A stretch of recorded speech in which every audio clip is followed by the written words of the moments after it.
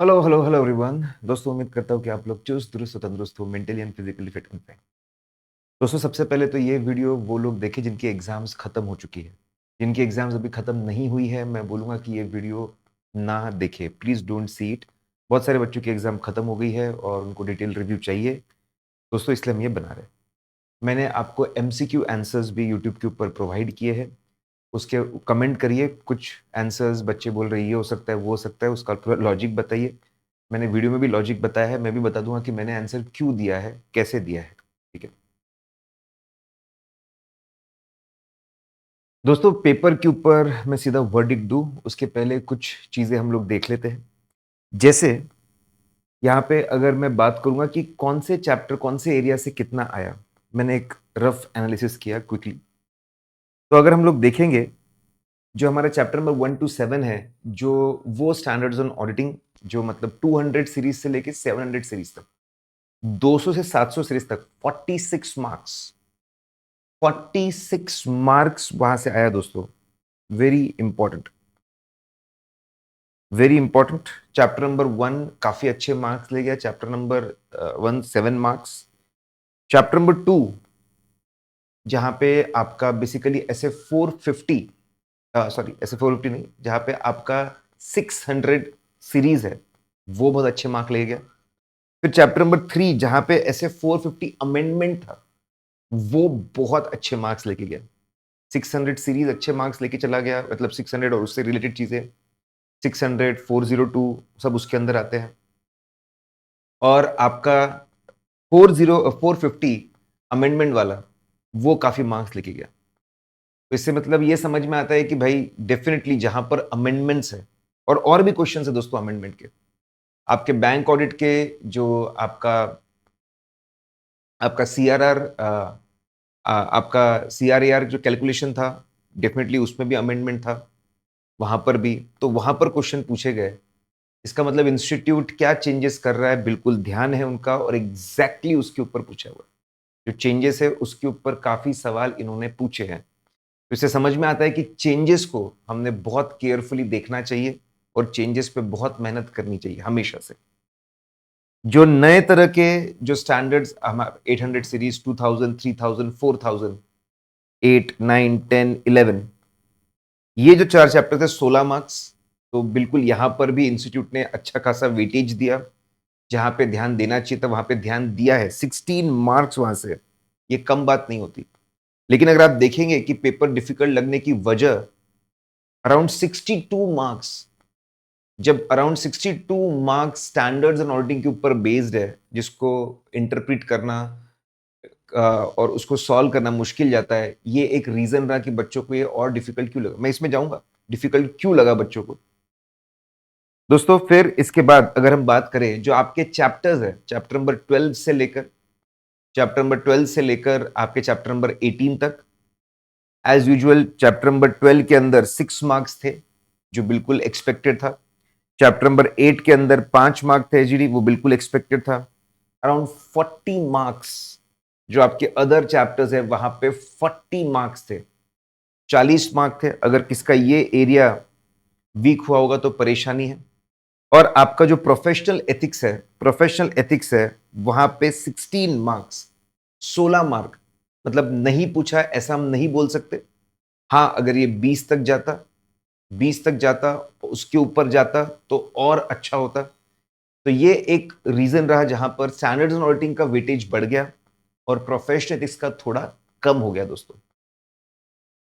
अगर आप देखेंगे दोस्तों, लगभग हर चैप्टर से 19 चैप्टर है, और इंस्टीट्यूट ने 19 के 19 चैप्टर, बस एक चैप्टर छोड़ दो, चैप्टर नंबर 4, जो रिस्क और मटेरियलिटी और उसके ऊपर है, ठीक है, उसको छोड़ दो अगर आप, तो हर चैप्टर से सवाल पूछे, एवरी डैम चैप्टर, हर जगह सवाल पूछे। दोस्तों, मैंने एनालिसिस किया इजी, मीडियम, डिफिकल्ट में भी, कि कौन से इजी क्वेश्चंस, जो क्वेश्चंस मुझे ऐसा लगा कि इंस्टीट्यूट ने ऑलरेडी उस पे क्वेश्चंस एमसीक्यूज पूछे हुए हैं, ऑलरेडी है, उसको मैंने इजी कैटेगरी में डाला। जहां पे मैं देखा कि हाँ ये चीजें थी, लेकिन अ, इसमें हल्की सी कोई नई बात थी, और जो एकदम ही नया कुछ पूछा, ठीक है, उसको मैंने डिफिकल्ट में डाला। पेपर मैंने अच्छे से देखा, इससे क्या हमको, मैं इसके सजेस्टेड आंसर्स भी दूंगा दोस्तों, इससे हमको क्या सीखने को मिलता है, now that is very important. अब क्या पेपर डिफिकल्ट था? डेफिनेटली अगर हम 80% बच्चों को पूछे तो सबने बोला कि पेपर डिफिकल्ट था। यस, पेपर बहुत डिफिकल्ट था, 80% बच्चे यही बोल रहे हैं। अब सवाल उठता है कि डिफिकल्ट क्यों था, क्यों बच्चों को ये डिफिकल्ट लगा, why they feel it's very difficult. Number one, difficult लगने का पहला कारण हो सकता है कि अगर कोई कुछ चैप्टर्स छोड़ के गया हो, स्टैंडर्ड्स छोड़ के गया हो, पूरा कोर्स कवर किया, 19 के 19 चैप्टर कवर किया, उसको डिफिकल्ट लग सकता है। अगर नहीं भी छोड़ा होगा, नेक्स्ट, पेपर लेंदी बहुत था, यहां पे लेंदी बहुत था, इसमें स्मार्ट रीडिंग टेक्निक लगाना बहुत जरूरी था। एमसीक्यूज की अगर मैं बात करूं, एक इंटीग्रेटेड केस स्टडी ऐसा था कि केस नहीं भी पढ़ो, केस अगर नहीं भी पढ़ो, सीधा एमसीक्यूज पे जाओ तो भी आप सॉल्व कर लेंगे। जो बच्चों ने केस, इंटीग्रेटेड केस पढ़ने बहुत ज्यादा समय लगाया, मैं बोलता हूं खुद इंप्रूव कर सकते हो, अगले पेपर में इंप्रूव करिए। Focus more on questions and MCQs, please focus more and more on questions and MCQs. Please focus more कि आखिरी 2-3 लाइन में क्या लिखा हुआ है, उस पर ज्यादा फोकस करिए। लेंदी की वजह से डिफिकल्ट लगा। क्या चीजें कोर्स के बाहर की थी? नहीं, कोई चीज कोर्स के बाहर नहीं थी। Nothing was outside course. जो हमारा कोर्स है, मतलब बोलो मॉड्यूल में है तो हमारे पूरे नोट्स में पूरा मॉड्यूल कवर्ड है, तो पूरा उसमें से था, इसलिए डिफिकल्ट नहीं था। सबसे बड़ा रीजन डिफिकल्ट लगने का, क्लिक होना, क्लिक। अच्छा, यहां पे ये लिखना है, okay okay okay okay okay, यहां पे ये चीज लिखनी है, जो क्लिक होता है ना। क्या कॉन्सेप्ट बहुत डिफिकल्ट है? ऐसा नहीं है। क्या क्वेश्चन बहुत बड़ा है? लेकिन यहां पे ये लिखना, ये क्लिक होना, इसीलिए बहुत ज्यादा डिफिकल्ट गया। Number of new questions were there, बहुत सारे, काफी सारे न्यू क्वेश्चन से। मैं ये नहीं बोल रहा हूं कॉन्सेप्ट डिफिकल्ट था, ना ना ना, कॉन्सेप्ट डिफिकल्ट नहीं था।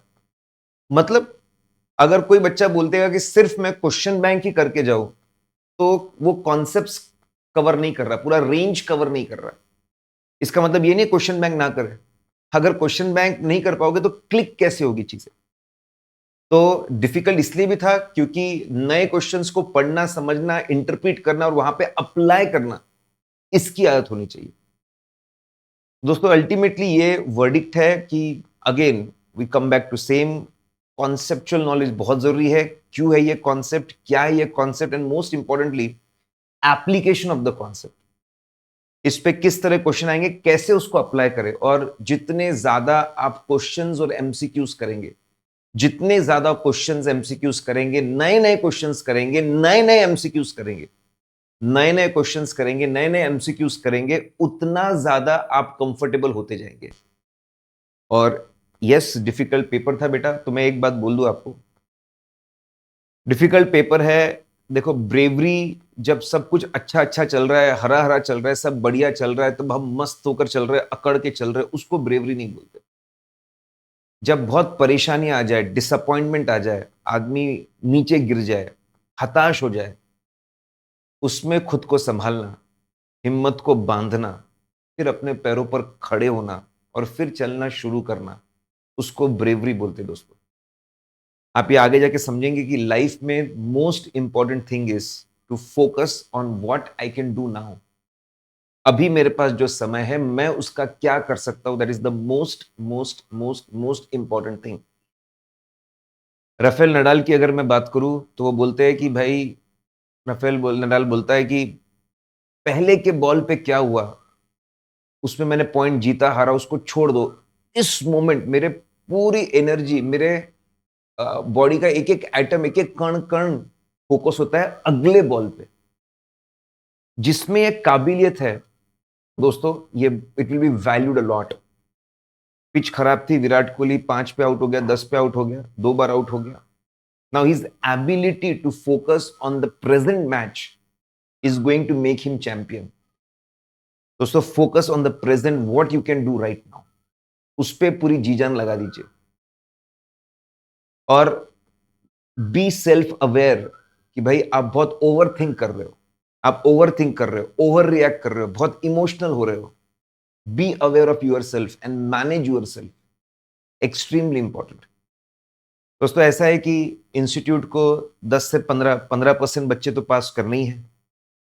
ऐसा तो है नहीं कि वो सबको फेल कर देंगे, है ही नहीं ऐसा। तो 15% बच्चों को तो पास करना ही करना है उनको।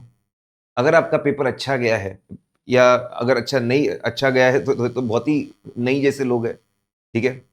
खराब गया हुआ है आपका पेपर, तो आप मानकर चलिए कि इंस्टीट्यूट चेकिंग में लीनिएंट रहेगा, ग्रेस मार्क ऐड करेगा, लेकिन मान के चलिए 10 से 15% रिजल्ट तो आना ही आना है, बच्चों को पास होना ही होना है। तो जैसा भी आपका पेपर गया है गाइस, ठीक है, मार्क्स आपके पास होने के चांसेस पूरे बनते हैं। अगले पेपर पे पूरा फोकस करिए, नेक्स्ट पेपर्स पे पूरा फोकस करिए, और इस पेपर से जो सीखा आपने उसकी लर्निंग लेकर आगे जाइए दोस्तों। मैं इसके सजेस्टेड आंसर्स भी जल्द ही लेकर आऊंगा, इसके क्वेश्चंस भी डिस्कस करूंगा ताकि आपको और क्लैरिटी मिले कि आपका पेपर कैसा गया।